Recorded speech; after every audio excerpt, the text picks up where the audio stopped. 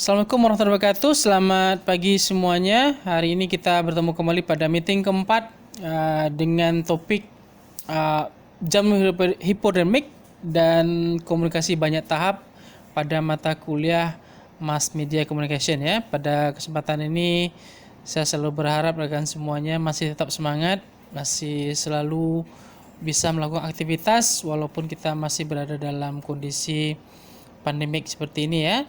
Pakailah masker kalau seandainya teman-teman semuanya ingin bepergian keluar rumah, dan kalau rasanya tidak penting keluar rumah ya tidak usah untuk melakukan aktivitas di luar rumah ya. Jadi pada kesempatan kali ini kita akan mencoba membahas tentang dua teori komunikasi massa. Jadi yang pertama itu adalah teori jarum hemodinamik dengan teori komunikasi banyak tahap ya. Oke. Teori jarum hemodinamik ini jadi dasarnya dulu diperkenalkan di Eropa pada tahun 1920 dan 1930 ya. Nah, pada masa ini itu terjadi propaganda. Jadi suatu berita yang diset atau dikemas semikian rupa oleh beberapa pihak gitu ya, yang berlangsung atau terjadi selama Perang Dunia Pertama. Jadi dengan adanya berita yang dibuat seperti ini, orang menjadi bingung ya, menjadi tidak jelas sebenarnya apa yang sedang terjadi.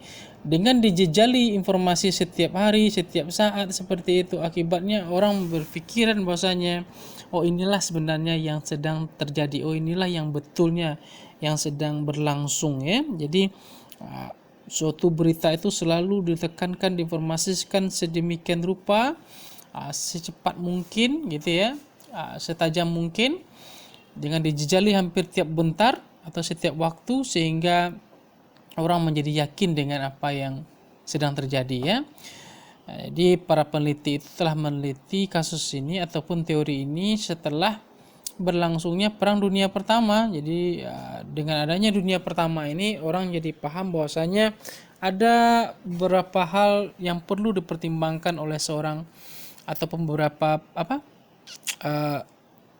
audiens, viewer ya, terhadap propaganda ataupun berita-berita yang dibuat dengan sistem teori jarum hemodinamik ini.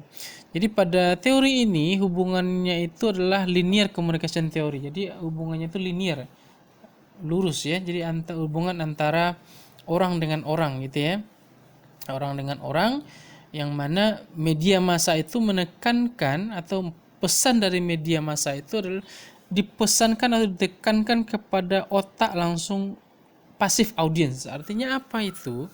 Jadi setiap audiens itu ataupun audiens itu merasa dirinya itu tidak sadar ya, bahwasanya dia telah dijejali informasi sedemikian rupa, dikemas sedemikian rupa, sehingga mereka tidak tahu bahwasanya mereka telah disuntik informasi ya, diberikan informasi yang bisa saja informasi itu belum jelas, tapi karena setiap saat, setiap bentar ataupun setiap jam itu dijejali informasi seperti itu, sehingga seolah-olah otak mereka itu berpikir inilah yang benarnya. Nah gitu ya. Dan hal ini berlaku kepada audiens yang pasif. Artinya apa? Pada masa ini itu banyak sekali audiensnya itu pasif. Artinya mereka menerima saja informasi itu tanpa melakukan cross check ataupun pemeriksaan terhadap apa sebenarnya yang sedang disampaikan oleh pihak itu. Ya, pada masa ini memang kalau kita lihat informasi sungguh sangat terbatas ya, hanya beberapa media massa saja yang bisa menulis untuk itu. Dan kadang-kadang kalau kita bisa lihat memang ada beberapa media massa yang memang itu diatur pemberitaannya ya, supaya itu bisa dikontrol. Kadang-kadang kita nggak tahu juga apakah yang disampaikan itu apakah benar atau salah ya, tergantung dari kondisi keadaan itu sebenarnya. Jadi pada poin ini bisa kita lihat bahwasanya komunikasinya itu injected lah, jadi disuntik, itu kata dasarnya injected, disuntik ya secara langsung. Jadi memang ditanamkan kepada otak viewernya ya, sebagian kuatnya tekanan berita ya. Jadi injected directly to the brains, jadi langsung ditekankan ke dalam otak viewernya itu bahwasanya inilah yang benar gitu ya. Dan ini berlaku kepada audiens yang pasif.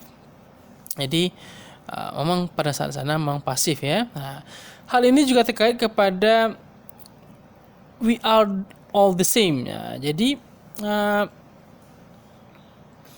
komunikasi ini atau teori dengan bentuk teori ini menekankan bahwasanya viewer itu adalah sama.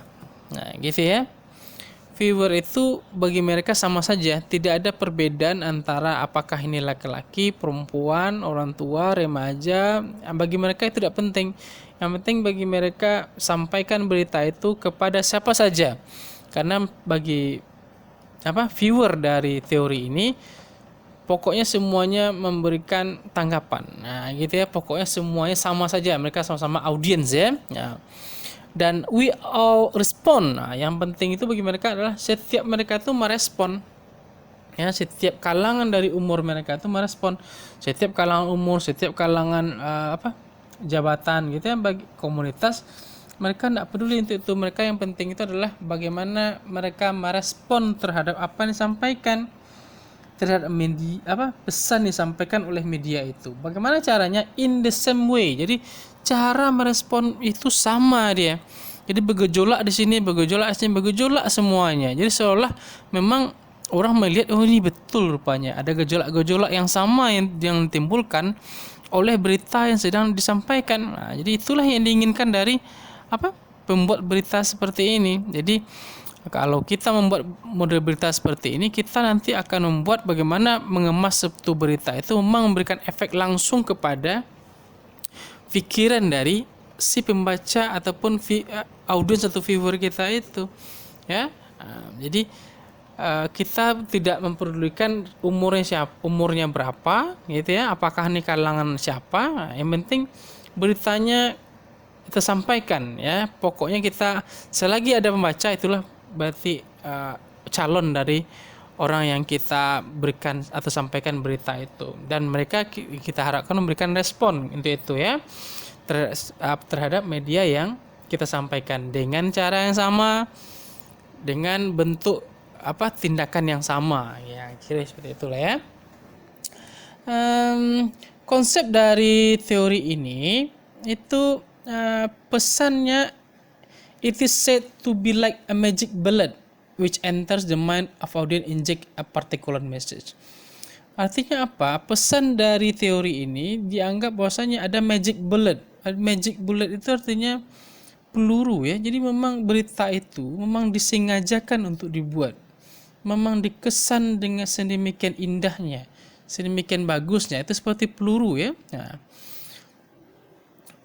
magic bullet ya. Kalau dia peluru kan itu menyakiti sehingga membuat orang meninggal ya. Kalau ini kan magic bullet ya. Jadi ketika berita disampaikan gitu ya, seolah memang dia memancar di otak kita gitu ya, merasa kita tercerahkan dengan informasi itu ya, which enter the minds of audience. Jadi masuk dia langsung ke dalam otak kita. Nah, jadi bagaimana cara membuat berita sehingga orang langsung paham, tergerak hati orang langsung membaca dengan apa yang kita sampaikan itu. Itu level dari tingkatan teori jarum hipodinamik ini ya. Jadi orang langsung masuk ke dalam pikirannya, tergerak hati orang itu untuk membacanya, dan injects a particular message. Ada pesan-pesan tertentu yang sangat ditekankan dalam berita itu. Nah, gitu deh ya. Itu teorinya atau konsep dasarnya seperti itu. Jadi memang dikemas, dikesan sedemikian tajam, sedemikian bagus, dengan tujuannya adalah untuk memasuki ranah pemikiran dari orang sehingga orang itu memang sungguh sangat tertarik untuk membaca dengan adanya pesan-pesan tertentu dalam berita itu. Nah, gitu ya. Jadi teori explain how media controls what the audience views and listen to and the effects which can be immediate and later in the future. Jadi the theory explain how media controls, artinya di sana apa? Media itu nanti akan mengatur otak bagaimana audiensnya itu. Jadi media itu mengatur apakah nanti ini yang diinginkan oleh pemberitaannya, inilah ingin pemberitaannya, seperti itu. Jadi bagaimana cara pembuat jurnalisnya, ya itu disesuaikan dengan keinginan dari media itu sendiri. Jadi bagaimana mereka itu ingin masyarakatnya itu berperilaku atau bertindak terhadap apa yang ingin disampaikan. Jadi itu namanya media control ya. Nah, jadi uh, mereka mengontrol apa yang disampaikan, terhadap apa yang disampaikan oleh masyarakatnya itu, gitu ya, uh, kepada audiensnya. Jadi audiensnya itu merasa pemberitaannya itu betul ya, dan listen to. Jadi masyarakatnya itu menyimak terhadap apa yang disampaikan oleh berita itu. Jadi dengan adanya pemberitaan seperti itu, audiensnya itu merasa, oh inilah yang sebenarnya sedang terjadi ya. Mereka menyimak untuk itu dan mereka memberikan efek ya, mereka memberikan tanggapan terhadap apa yang disampaikan. Efek yang diharapkan oleh pembuat berita itu adalah immediate, langsung ya, ataupun later ya. Kalaupun tidak nanti langsung, itu diharapkan ada efeknya. Jadi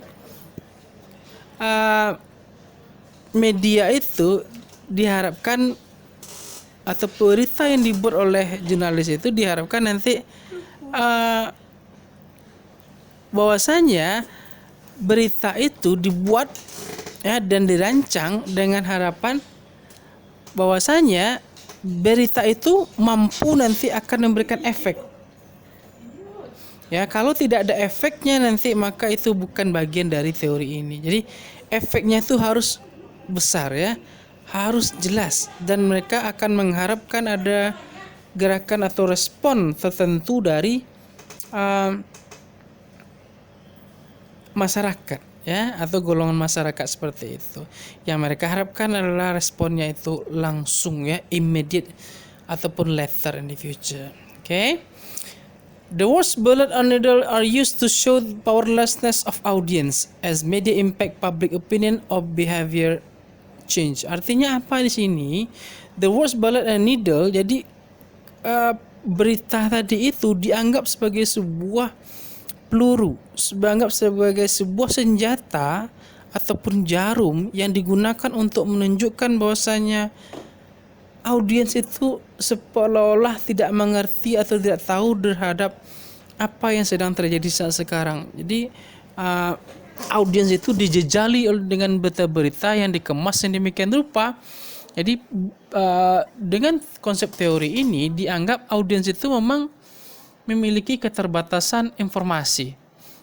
Audiens itu dianggap memang tidak tahu dengan apa yang sedang terjadi. Jadi dibuatlah dengan detail, dibuatlah dengan mengarang seindahnya gitu ya, seolah-olah memang fakta atau nyata terjadiannya. Dengan harapan media itu nanti bisa memunculkan public opinion. Nah, ada tanggapan publik terhadap apa yang disampaikan itu. Dan behavior change, ada perubahan perilaku, ada perubahan cara bertindak. Dengan adanya perubahan perilaku dan perubahan tindakan, itu nanti akan membuat gejolak ya, akan membuat suatu gaya baru terhadap apa yang disampaikan oleh berita itu.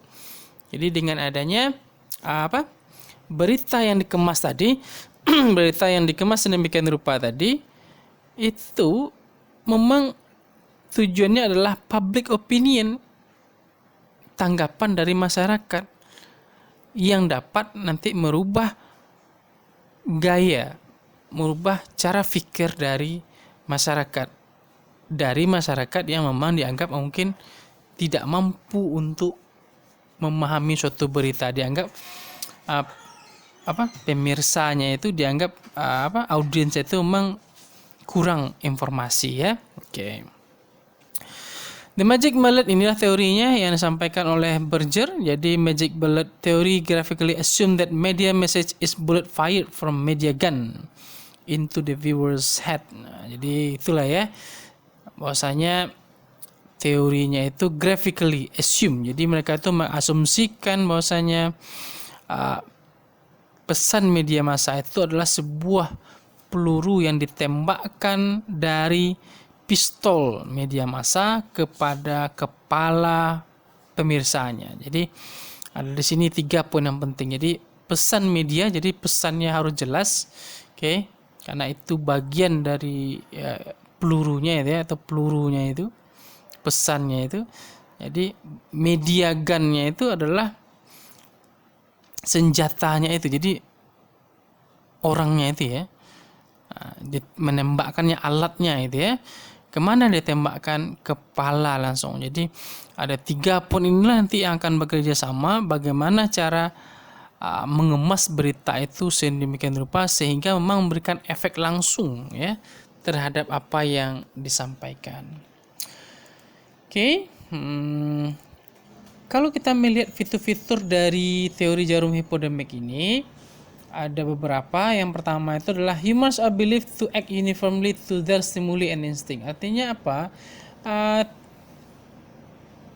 Kelompok pengguna teori media massa ini mereka beranggapan bahwasanya manusia itu memang bertindak secara sama, ya, secara serentak, berpola mereka itu ya, terhadap apa yang mereka rasakan dan ataupun insting mereka rasakan. Jadi orang-orang yang membuat berita dengan teori media massa ini mereka menginginkan ada suatu pola kesamaan yang terjadi pada beberapa daerah, pada beberapa komunitas gitu ya, yang disesuaikan dengan stimuli atau rangsangan ataupun insting mereka. Jadi setiap ini bergejolak, setiap orang ini tahu dia terhadap apa yang terjadi gitu ya. Media inject or insert messages into the people's brain as propaganda on manipulation like that by a bullet or a syringe. Artinya apa di sini? Jadi media itu memang injek dia menekan terus selalu ya. Dia selalu memaksakan kepada pikiran kita melalui berbagai macam media massa. Gitu ya. Yang dimasukkan ke dalam otak kita sebagai propaganda ya, sebagai suatu cara untuk merusak pemikiran kita dengan berbagai informasi yang tidak jelas ya dan manipulasi. Oke, kita bahkan tidak tahu lagi apakah ini benarkah atau salah, betul atau tidak ini apa yang sedang terjadi. Jadi selalu kita dijejali informasi seperti itu. Dengan apa? Dengan bullet, dengan sebuah pesan-pesan tertentu, dengan sebuah berita-berita ataupun penekanan-penekanan tertentu dari sebuah informasi yang sedang berlangsung ataupun yang sedang disampaikan oleh berita itu. Nah, gitu ya. Jadi memang di sini setiap berita itu akan ditekankan, dia akan diberikan pesan-pesan tertentu seperti itu. Message have their own intention and are sent to get desired outcome. Jadi seperti tadi, jadi memang pesan dari media ini sungguh sangat jelas ya. Mereka memang memiliki pesan tertentu. Oke, ada tujuan tertentu, ada tema tertentu yang mereka inginkan terhadap apa yang sedang diberitakan. Nah, jadi dengan adanya gejolak nanti publik, itu yang ingin mereka sampaikan ya. Jadi ada desired outcomes, ada hasil yang sungguh sangat diinginkan, itu di levelnya desire ya. Keinginan yang sungguh terpendam, yang memang keinginan yang besar sekali dari berita yang mereka buat itu memang. Jadi dengan adanya pengemasan yang baik dan ada tujuan tersembunyi yang sungguh sangat dikemas dengan baik, itu nanti akan melahirkan suatu gejolak ataupun perubahan pikir ataupun perubahan perilaku pada masyarakat gitu ya. The effect of message is supposed to be encompassing. Jadi efek dari pesan yang ditawarkan atau disampaikan dalam berita itu encompassing, artinya apa? Mengatur ya, menunjukkan yang benar, mengarahkan pembaca ataupun penontonnya. Itu yang sedang terjadi, encompassing itu. Jadi mereka mengatur ya, menunjukkan kepada masyarakat, menunjukkan kepada pemirsanya inilah yang sebenarnya sedang terjadi. Oke, maka bereaksilah untuk itu. Kira-kira seperti itulah ya. Strong. Jadi memang berita itu kuat ya, tidak lemah karena disertai dia dengan informasi-informasi yang detail dengan adanya bukti ya, gitu ya. Sehingga orang percaya bahwasanya memang ini betul ya. Memang harus bereaksi kita terhadap apa yang disampaikan gitu ya. Dan immediate ya. Jadi berita itu memang cepat dan itu memberikan reaksi di berbagai macam kalangan orang yang bacanya ya ataupun yang menontonnya seperti itu. Jadi efeknya itu memang diharapkan immediate, ada gerak cepat, ada respon langsung dari masyarakat terhadap berita yang disampaikan itu. Dan inilah bahayanya, ada dangerous. Nah, ada sisi-sisi bahayanya di sana ya. Kadang-kadang ya kita perlu meng-cross check ya berita dengan sistem seperti ini, apakah itu betul atau salah. Ya karena itu kalaupun nanti salah kan nanti akan ada pandangan para ahli gitu ya. Pandangan para ahli, pandangan para orang-orang yang memang di bidangnya seperti itu ya. Bagi pembuat berita ini itu juga tidak ada masalah. Yang penting ketika itu sampaikan nanti kepada masyarakat, ini mereka mengharapkan ada gejolak di masyarakat. Nah nanti biarlah ahli-ahli tersebut nanti yang akan meng-cross check ya, ketika ada ahli meng-cross check, itulah nanti akan mereka buat berita kembali. Berarti apa yang mereka sampaikan itu memang ada efeknya seperti itu ya. Oke. Message are supposed to create public opinion. Nah, jadi yang mereka harapkan itu dalam pesan itu adalah public opinion. Jadi ada suatu opini publik yang jelas, yang kentara yang sedang terjadi, bahwasanya inilah yang betul, inilah yang harus kita lakukan, inilah yang harus kita laksanakan sesegera mungkin. Itu yang mereka inginkan dengan bentuk teori seperti ini. Change behavior, adanya perubahan tingkah laku, bahwa mereka ingin menyampaikan bahwasanya bergeraklah sekarang gitu ya. Yang kita lakukan sekarang itu sudah salah, maka lakukan ini. Itu yang ingin mereka sampaikan dalam berita seperti itu. Jadi mereka menginginkan ada perubahan pola pikir, perilaku dan tanggapan terhadap apa yang sedang berlangsung saat ini. Seperti itulah ya. Most of people is made to think a similar way by the media. Jadi mereka mengharapkan dengan adanya pemberitaan yang terus menerus tiap sebentar seperti itu, mereka mengharapkan responnya yang sama ya. Jadi cara yang sama di berbagai tempat ya, di berbagai kalangan. Seperti itulah. The audience is always thought to be vulnerable and passive. Jadi mereka menganggap memang audiens mereka itu lemah. Audiens mereka itu memang tidak tahu, dianggap tidak mengerti dengan apa yang terjadi, dan itu pasif. Mereka menganggap audiens itu, mereka itu tidak akan berbicara satu sama lain, itu mereka malah akan bergerak sendiri-sendiri seperti itu ya, langsung saja bergerak tanpa akan bercerita kepada orang lain. Jadi pasif mereka. Jadi kelompok masyarakat itu diam saja dan langsung menganggap bahwasanya itu penting ya, itu betul. Nah, jadi itu yang terjadi pasif seperti itu. Oke. Nah, contoh dari penggunaan teori ini ada pada teori tsunami ya. Nah, kalau kita melihat dulu proses pemberitaan tsunami ya, nah, di Aceh dulu kan sungguh sangat sungguh sangat berefek sekali ya, bahkan orang-orang luar negeri mencoba untuk melihat bagaimana efek tsunami Aceh gitu ya. Nah, setelah pemberitaan itu, setelah kejadian tsunami di Aceh itu kan banyak sekali berita-berita yang berseliweran tentang tsunami ya. Akibatnya apa? Ada orang-orang yang merasa tinggal di tepi pantai itu sudah resah mereka, banyak yang menjual rumahnya. Ada yang bahkan ketakutan untuk tinggal di rumah gitu ya. Ada bahkan sering membeli-beli alat-alat untuk peringatan seperti itu gitu ya. Nah, jadi ada banyak berita-berita yang kadang kita dijejali dengan ketakutan tentang tsunami seperti itu ya. Kadang-kadang kita belum tahu tanda-tanda tsunami itu seperti apa. Ada begitu banyak berita-berita yang berseliweran tentang tsunami gitu ya. Nah, jadi orang merasa ketakutan dengan melihat tanda seperti itu saja.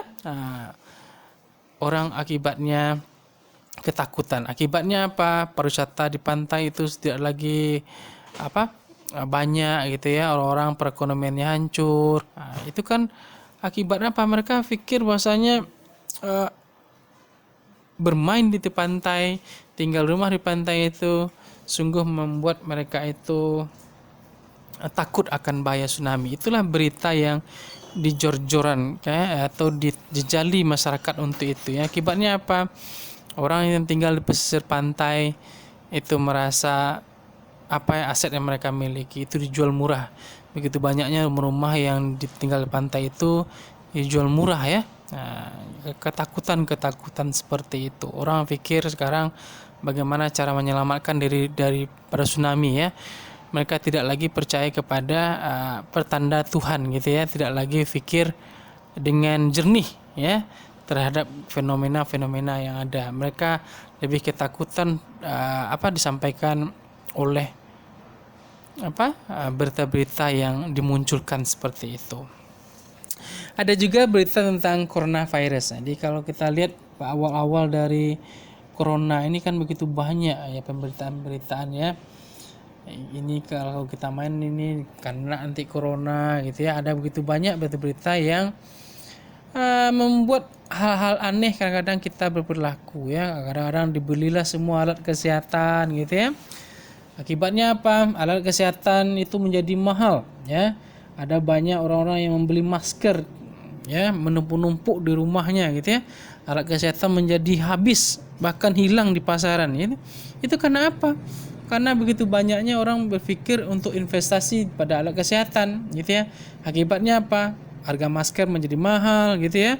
Orang-orang membeli alat pelengkapan itu menjadi banyak gitu ya. Nah, bahkan alat pelindung diri itu menjadi hal yang penting gitu ya.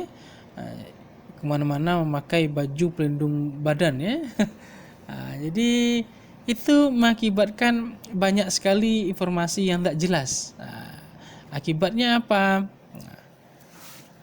Banyaklah orang berinvestasi di bidang kesehatan ya. Kalau kita lihat sekarang, coba lihat, misalnya begitu banyaknya sekarang orang yang merugi ya.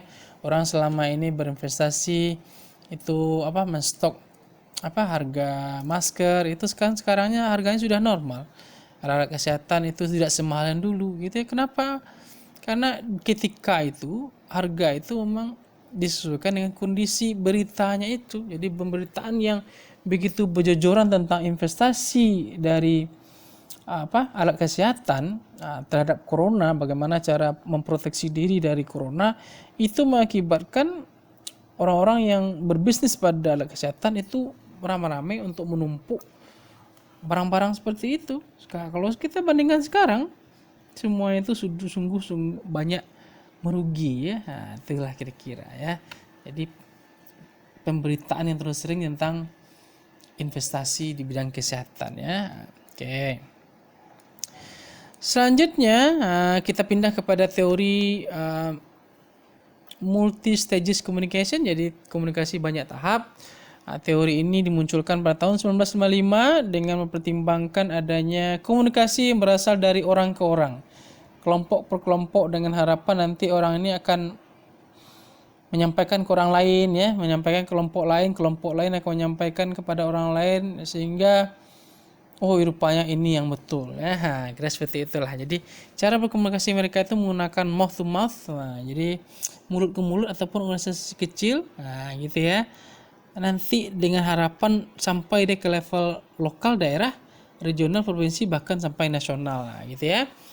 Caranya mereka seperti apa? Itu nanti mereka akan mengambil kutipan-kutipan ataupun mengolah data-data dari public figure ya, ataupun tokoh-tokoh yang memang berperan penting atau memiliki efek penting pada masyarakat. Jadi dengan mengambil kutipan, dengan mendiskusikan sesuatu itu berdasarkan ahli yang mereka pikir seperti itu, maka mereka mengharapkan nanti masyarakat yang membaca, masyarakat yang menonton, bahkan masyarakat yang melihat informasi yang disampaikan seolah itu betul.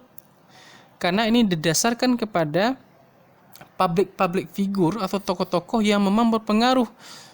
Jadi seolah memang inilah sebenarnya yang betulnya ya. Padahal itu belum tentu juga betul, karena itu perlu di cross check berdasarkan keahliannya ya. Apakah memang public figure itu ahli di sana? Bahkan untuk ahli saja itu perlu cross check lagi ya, apakah memang dia ahli pada bidangnya. Kira seperti itu. Pada berita seperti ini mereka mengambil kutipan-kutipan ataupun mereka menjejali masyarakat itu dengan informasi yang disesuaikan dengan tokoh-tokoh publik ya, orang yang berpengaruh ya, dengan cara membuat berita yang emotional communication. Artinya apa? Ada komunikasi emosi yang sedang dibangun atau disampaikan dalam pemberitaan seperti itu. Jadi emosional dari audiens lah yang mereka gugah untuk mereka bangun ya, untuk mereka buat. Oke.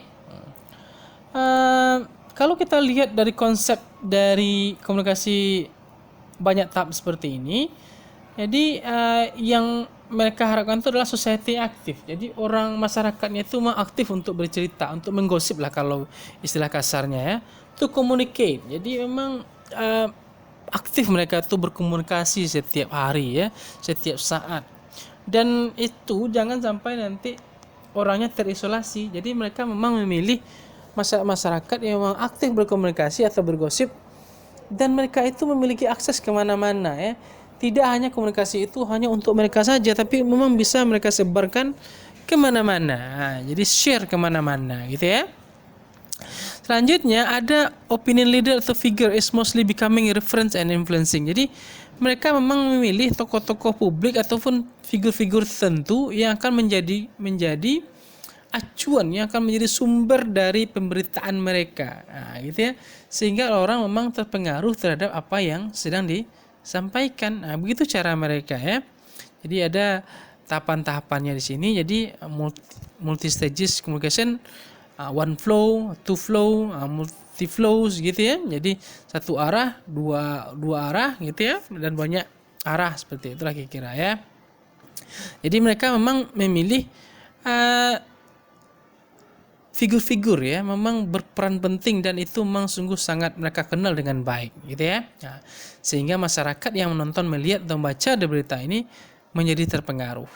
Dan selanjutnya tadi many variable to forward and news to flow a mass communication. Jadi yang mereka harapkan apa? Jadi setelah nanti orang membaca, menonton atau memahami berita itu, mereka mengharapkan masyarakat itu forward, maka sebar lagi. Mereka kirimkan lagi ke kelompok yang mereka kenal gitu ya, ke media massa ataupun ke sosial media yang mereka punya gitu ya. Jadi itu tujuan mereka, sehingga orang tahu bahwasanya oh inilah yang sedang terjadi gitu ya.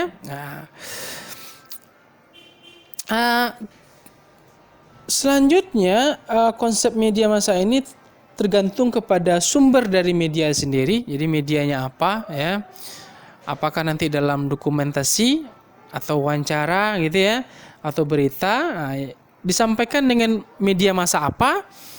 Apakah itu langsung ya, media massa langsung, atau misalnya tertulis kan nanti, atau cetak sebagainya. Itu pemilihan media massa itu penting, dan yang mereka sasar apa, komunitas apa yang nanti mereka sasar, itu yang mereka targetkan juga. Nanti kemana nanti komunitas ini kira-kira akan men-share, membagikan berita-berita ini ya. Oke. Selanjutnya kalau kita bicara tentang fitur ya dari komunikasi banyak tahap ini,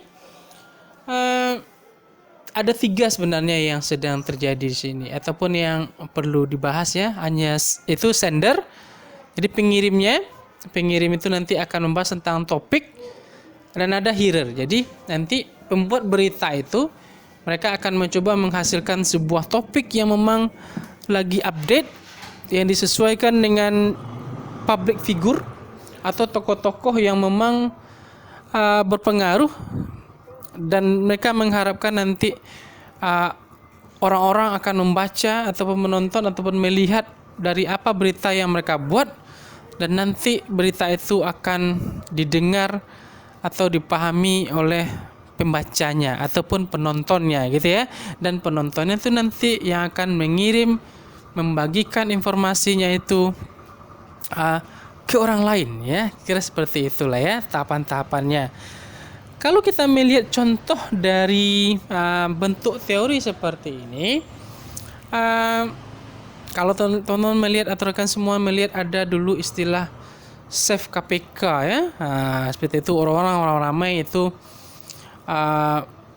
menulis save KPK ya di semua media sosial mereka. Jadi dengan harapan, dengan tulisan save KPK seperti itu, seolah-olah memang KPK ini perlu kita jaga, perlu kita selamatkan kira gitu ya.